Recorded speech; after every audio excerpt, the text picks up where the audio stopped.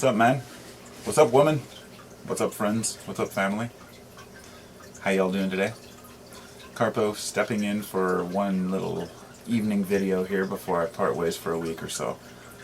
I made one earlier in the car and I was going to upload it, and I decided not to because I wanted to make this more of a kind of a focused video without all the background noise, since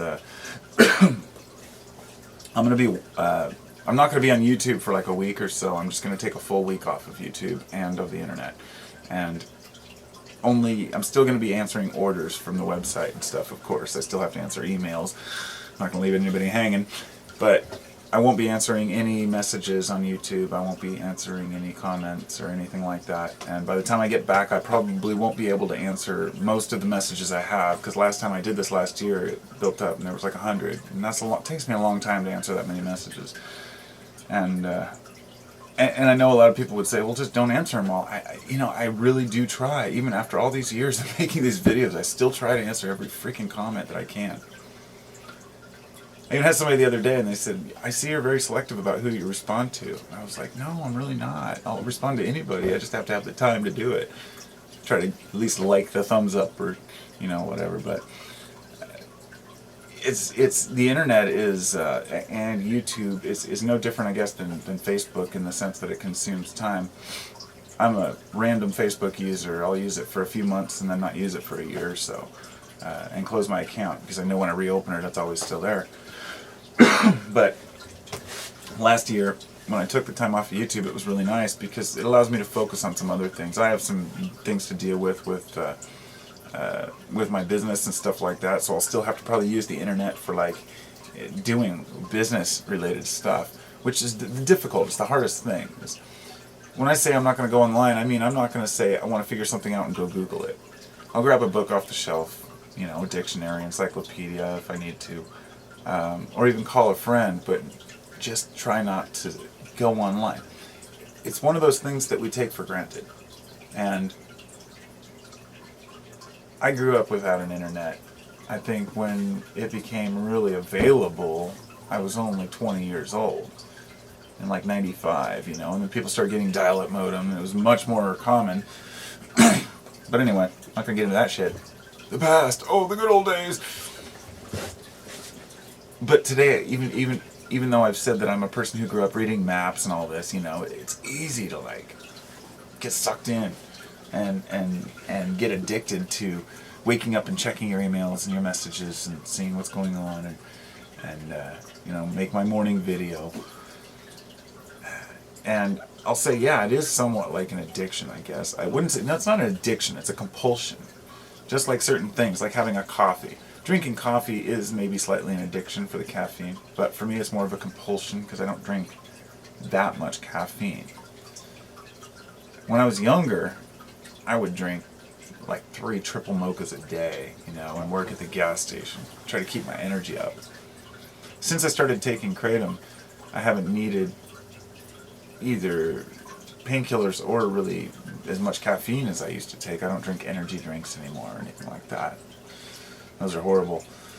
But when you're working and you're a carpenter and it's hot, grab an energy drink, slam a Red Bull, of course. Delicious.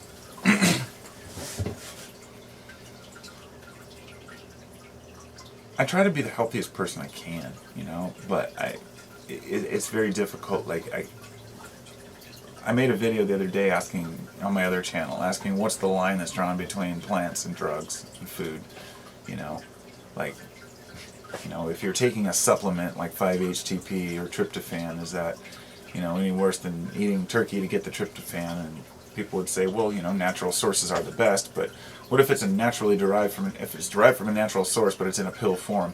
And then people wonder what's the line drawn between supplements and drugs, and I think a lot of people trust the FDA to make that decision for them. Like, okay, well, this is approved, so it must be okay, or my doctor approves this, or, I've heard that this is the best. To me, it's amazing because natural medicine is right there for us. It's available, anybody can use it, and anybody who's willing to do a little bit of digging and research can find I think, a cure or at least a relief from just about any condition in the natural world. But we tend to seek out these new medicines thinking that they're superior because people made them. But I don't know. It's I don't know how I got onto that subject. Yeah, I'm just rambling on now. Take a vape for a minute.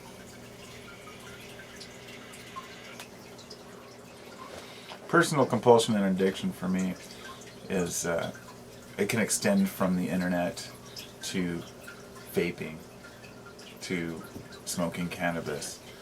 But these aren't things that I do constantly, like all day long, you know, smoking weed. Like, it's something that I have particular times in the day when I do it.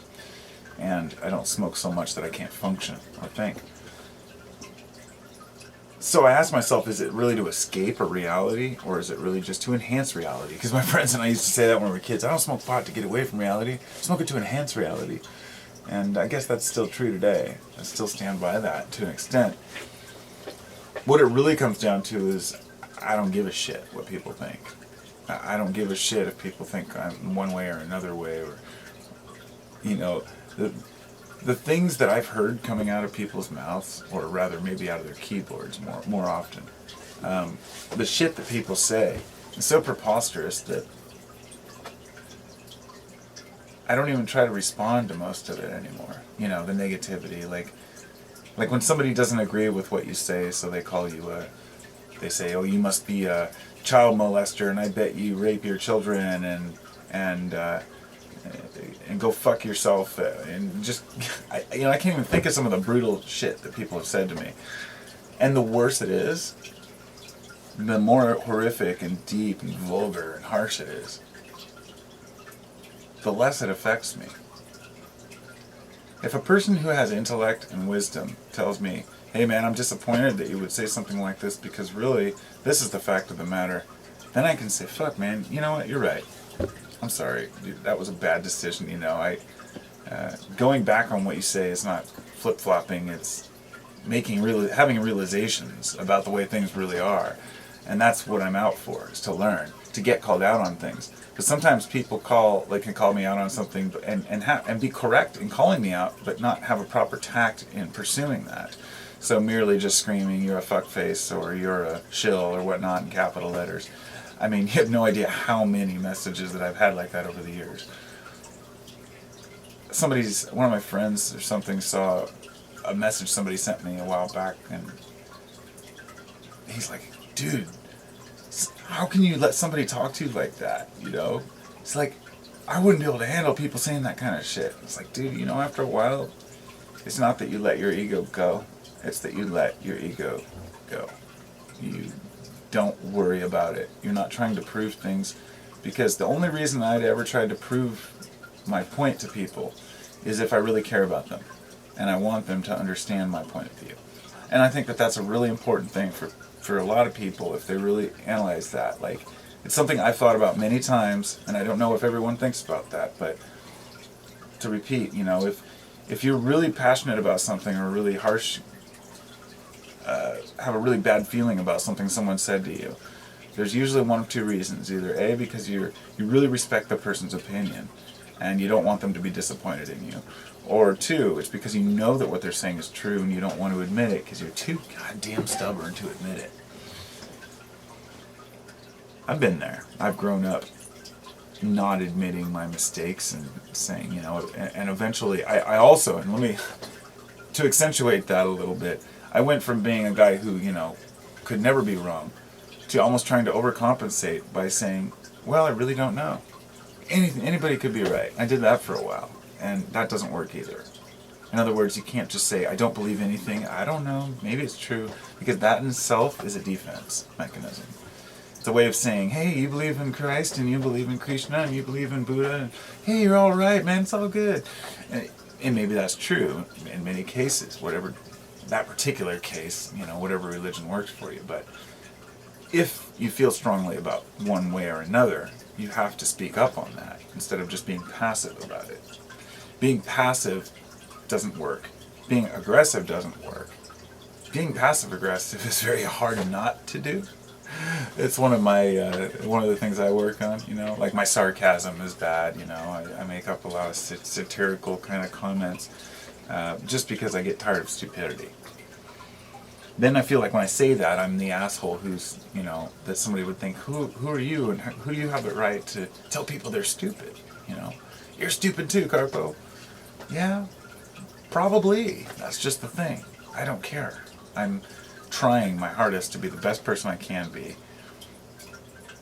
I try to educate myself as best I can on subjects. I try to be fair in my tact and honest and give people the credit. I never attack a person and call them a bad name or a bad word right off the bat before I know their point or what they're saying.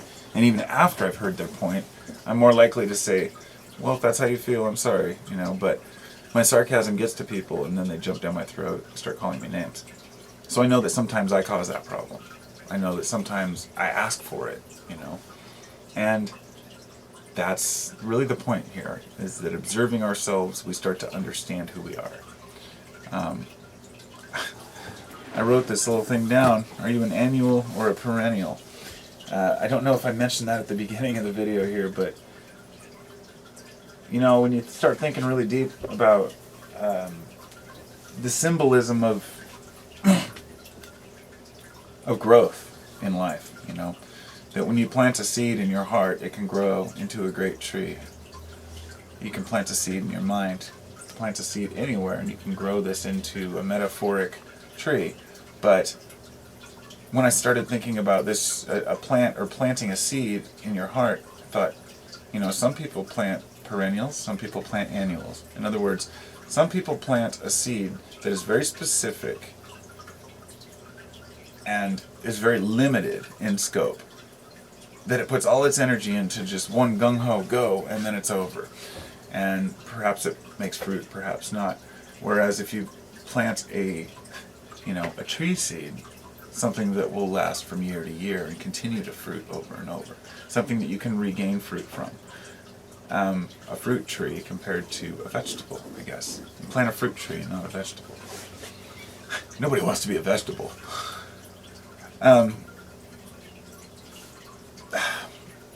You know, people want to advance in life. People want to make money. People want to be successful. Like somebody the other day, when I called Trump a loser, they said, oh, well, he's not a loser as far as I can see. He says he sleeps with supermodels and he's rich. And I said, is that the pinnacle of human achievement, to be rich and sleep with skinny women? I mean, to me, neither one of those things are things I want in life. So that's not success to me. But I can't blame the person for thinking that's success. That's the bullshit that we're fed from the time we're fucking born. And goddamn the advertisers and all the people who are involved in warping people's minds into thinking they need products to be cool and to enjoy life.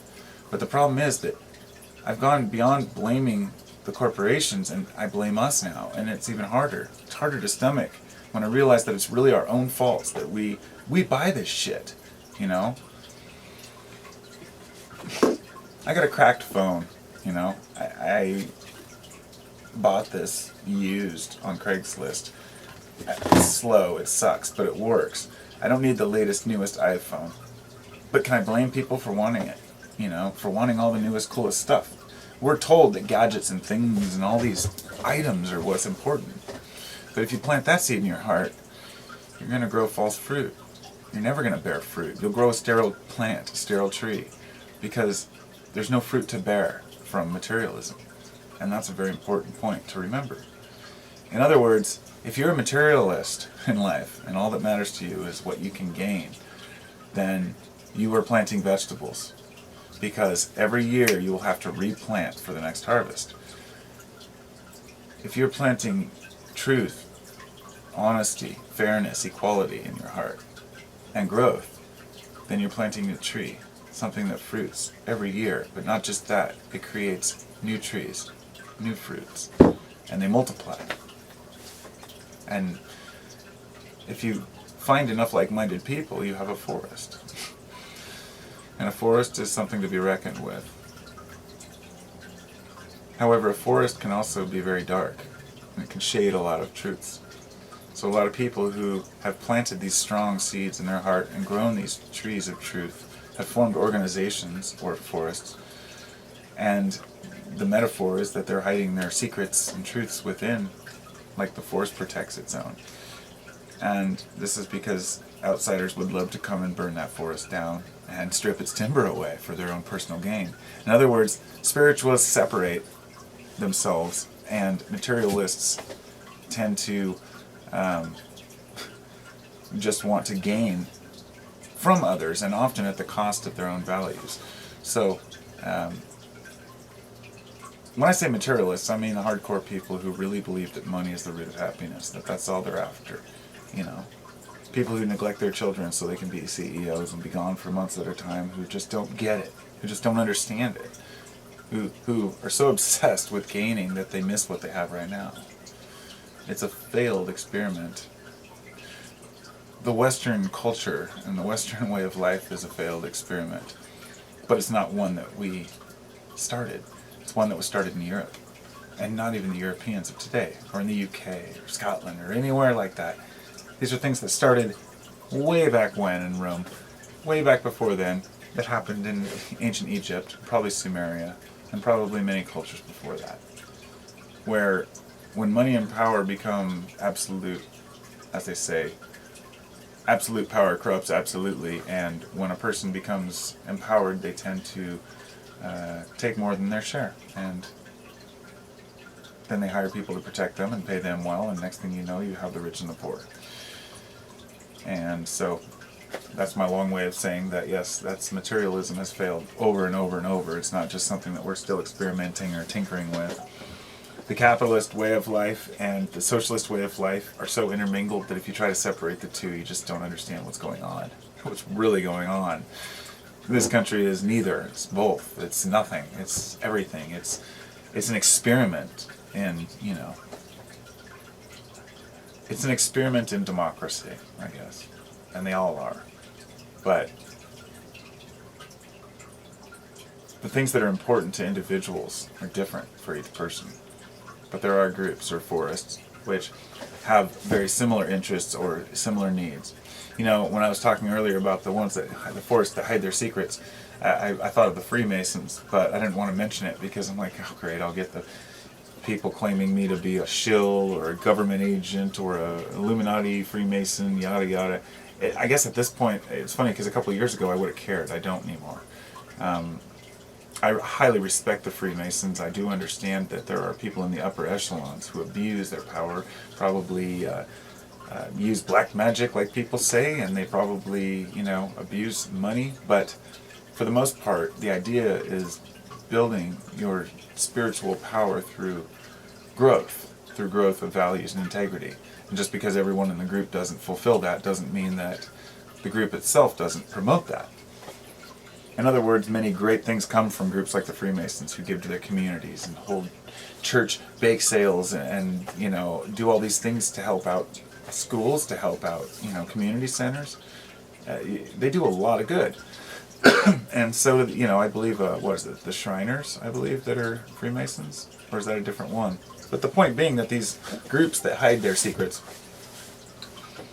often do so because what they call the profane would abuse them. And that's what I meant by the materialists stripping away the forests. Let's say that you did have the secret to, you know, longevity and the secret to happiness. Would you want to give that to someone who doesn't know how to use it properly? It's very similar to giving someone a firearm. What if we gave away firearms to everyone in society who wanted one, but never did any type of checks and didn't have any age restrictions? I mean, would the people who are very pro-gun, would they go for that? I doubt it. Everybody has their limits. You know, we don't want 10-year-olds running around with pistols. But age is irrelevant when a person's trained to use a firearm. At age 10, I knew how to use a weapon, and I knew how to be careful with it and respectful. Yet there's 50-year-old men who still don't know how to respectfully use a gun. Age becomes irrelevant, and growth and experience become the most important factor. And giving people knowledge is no different than giving them a gun. I'm sorry, I know that sounds maybe a little hardcore. I guess it's not at all, really. It's been said before, the pen is mightier than the sword. It's a fact that, a gun can only do so much damage. A person's will or authority or even imposition or a simple word or gesture can move mountains. The problem lies herein that the people who don't have the language skills or the words to express themselves tend to be the ones who take up arms the fastest when it gets into a problem. The ones who throw the punches. And I don't like to point the finger at people who are what they might call uneducated or stupid, but there are a lot of them, and I've met a lot of them in my life, and those are the ones who are always looking to pick a fight. And this comes to the main point, I guess, that I really wanted to make in this whole video, which is, okay, Carpo, what the hell are you going to do about it? What do you do about a society where, there's greed and corruption, and, you're saying that capitalism's not that bad, and that socialism's not that bad, and you seem to be in the middle and all over the place. What do we really do? We teach our children well, just like they say. And that's a matter of perspective for each parent. Teaching your children well may think that you may think that you have to teach them to use firearms, maybe, let's say. Or some parents that I've seen, teach their kids about bunkers and excuse me, the stupid shows about preppers and whatnot, where they made it into kind of a freak show, where they made a documentary series about it. And these people were building these huge bomb shelters, preparing for nuclear war, and they're teaching the kids about all this stuff. And you think, are the kids gaining from this, or are they losing out? But none of that matters. Whether a person raises a kid to believe in bomb shelters, or raises them with teddy bears and just teaches them that everything's perfect and dandy.